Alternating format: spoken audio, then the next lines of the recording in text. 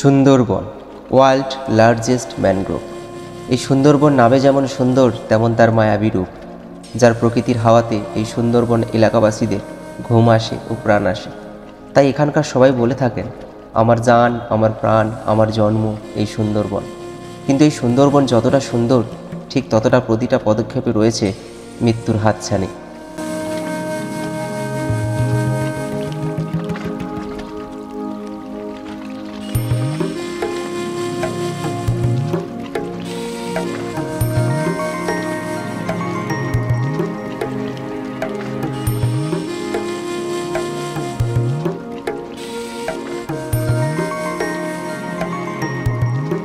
চলুন, আজকের পর্বতে আমি সুরজিৎ রয়েছি আপনাদের সাথে। তাই আজকের আপনাদের শেয়ার করব সুন্দরবনের মানুষজনদের দৈনন্দিন জীবনযাত্রা ও প্রকৃতির সাথে সংগ্রামের কথা।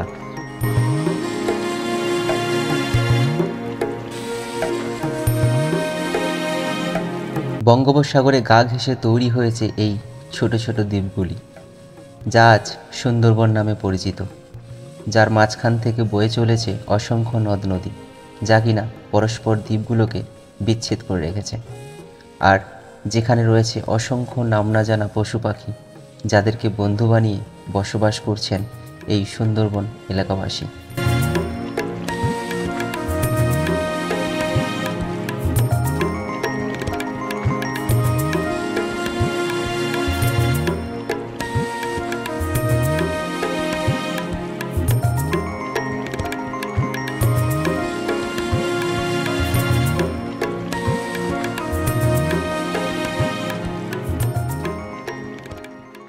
এই পর্বতে আপনাদের শেয়ার করব সুন্দরবনের 4টি বিষয় নিয়ে, যেমন এখানকার জীবিকা, যোগাযোগ ব্যবস্থা ও পরিবহন ব্যবস্থা, এবং প্রাকৃতিক দুর্যোগের প্রভাব ও ক্ষয়ক্ষতি।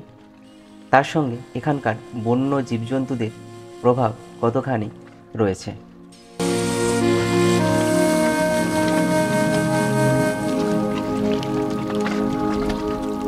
জীবিকা।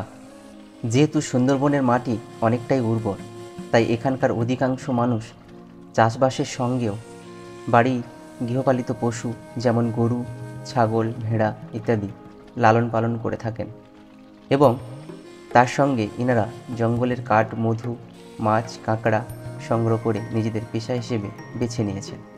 তাই প্রত্যেক বছর শোনা যায় এই সুন্দরবনে মাছ, কাঁকড়া, কাঠ, মধু সংগ্রহ করতে গিয়ে বহুজন বহুবার কখনো কুমির বা কখনো বাঘের শিকার হয়েছেন।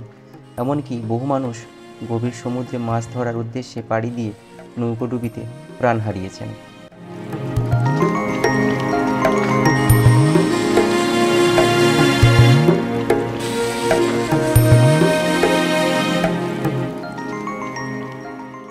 যোগাযোগ ও পরিবহন ব্যবস্থা। ওই যে আপনাদের প্রথমেই বলেছিলাম, বহু নাম না জানা নদ নদী পরস্পর দ্বীপগুলিকে বিচ্ছেদ করে রেখেছে।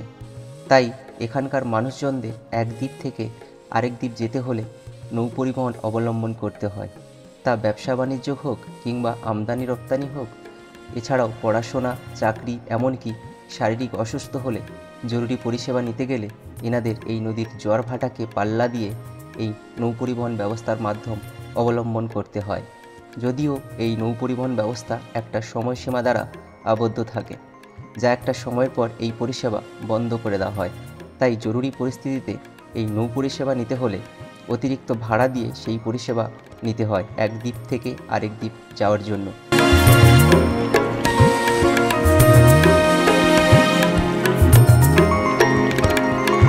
যদিও এই দ্বীপগুলোতে টেলিভিশন বা ইন্টারনেট পরিষেবা ঠিকঠাক মতো পরিষেবা দেওয়া হয়ে থাকে।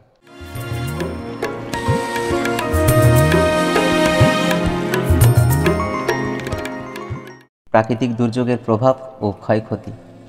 দেখুন, ঘূর্ণিঝড়ের সংখ্যা কমেছে, কিন্তু ঝড়ের ক্ষমতা বেড়েছে। যেহেতু গাঙ্গেয় উপকূল এলাকা, তাই প্রতি বছর প্রাকৃতিক দুর্যোগ এই সুন্দরবনের দ্বীপগুলিকে একটু একটু করে গ্রাস করে ফেলছে। কেননা যেভাবে ঝড়ের দাপট ও জলোচ্ছ্বাসের সাথে জলস্তর বাড়ার কারণে নদীর পাড় ক্ষয়ে ক্ষয়ে নিমজ্জিত হচ্ছে। তাই প্রতি বছর বন্যায় ক্ষতি হচ্ছে বহু ঘরবাড়ি, চাষের জমি, গৃহপালিত পশু এবং প্রচুর সবুজ উদ্ভিদ। এই সব কারণে ইতিপূর্বে এই রকম কিছু দ্বীপ মানচিত্র থেকে বিলীন হয়ে গেছে, পরবর্তীতে বিলীন হতে চলেছে।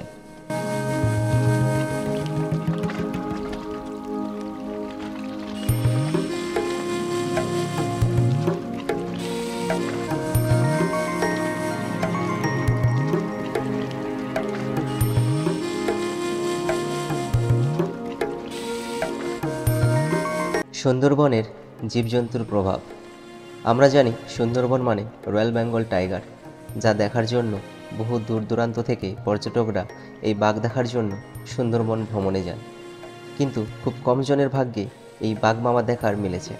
কিন্তু যারা সুন্দরবন বসবাস করেন তিনাদের কিন্তু এই বাঘ মামা স্বয়ং দেখা দেন, কারণ বাঘের সংখ্যা বেড়েছে, তাই জঙ্গলের পর্যাপ্ত পরিমাণে খাবারও কম পড়ছে, কিংবা বাঘেদের একে অপরের জায়গা দখলের লড়াই, তাছাড়া প্রাকৃতিক দুর্যোগ ও কিছু মনুষ্যবসতি সুন্দরবনের জঙ্গলের গা ঘেঁষে গড়ে ওঠার কারণে জঙ্গলে বাঘ, কুমির, বন্য শুয়োর এবং অন্যান্য জীবজন্তু লোকালয়ে হানা দেয়, যার কারণে গ্রামবাসীদের অনেক ক্ষতিগ্রস্ত হতে হয়, এমনকি অনেকের প্রাণ হারাতে শোনা যায়। তাছাড়া আরও অনেক কারণ রয়েছে যা সুন্দরবনের এলাকাবাসীদের দুঃখ কষ্টের মাধ্যমে দিন কাটাতে হয় প্রতিনিয়ত।